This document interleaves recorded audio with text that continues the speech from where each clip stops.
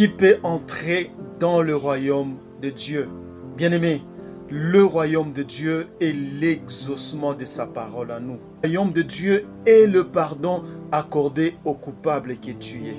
Le royaume de Dieu est le jour où le démoniaque de Gadara a rencontré le Seigneur. Et il est devenu évangéliste des 10 villes. Le royaume de Dieu, c'est la bonne nouvelle pour toi.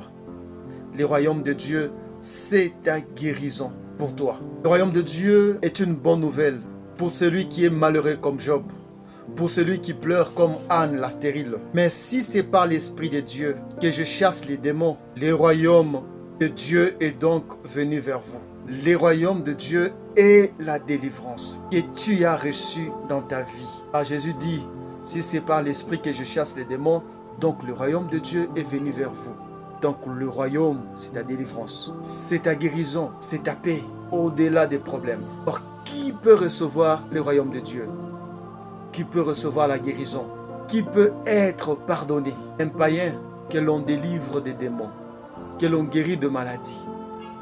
Si il ne se convertit pas, les démons reviendront vers lui, en lui, plus forts et plus nombreux. Et la maladie reviendra en lui plus forte et décisive. C'est pourquoi la Bible dit ceci dans Matthieu chapitre 18, verset 3. Si vous ne vous convertissez pas et si vous ne devenez pas comme des petits enfants, vous n'entrerez pas dans le royaume des cieux. Bien-aimés, lorsqu'on ne se convertit pas, lorsqu'on ne marche pas comme les petits enfants, on ne peut pas entrer dans le royaume des cieux. Et qu'on marche comme des enfants, le royaume des cieux demeure à nous. Mais quand on est converti et qu'on ne marche pas comme des enfants, le royaume de Dieu ne demeure pas à nous. Le royaume de Dieu est un exaucement de la parole de Dieu en nous. Lorsque nous nous agitons devant un problème, on n'aura pas l'exaucement. Celui qui ne s'agite pas devant le problème, c'est-à-dire il est comme un petit enfant qui sait que son père est là. Bien-aimé, quand tu marches comme un petit enfant, tu demeureras dans le royaume des cieux. Tu demeureras dans l'exaucement de tout ce dont tu cherches.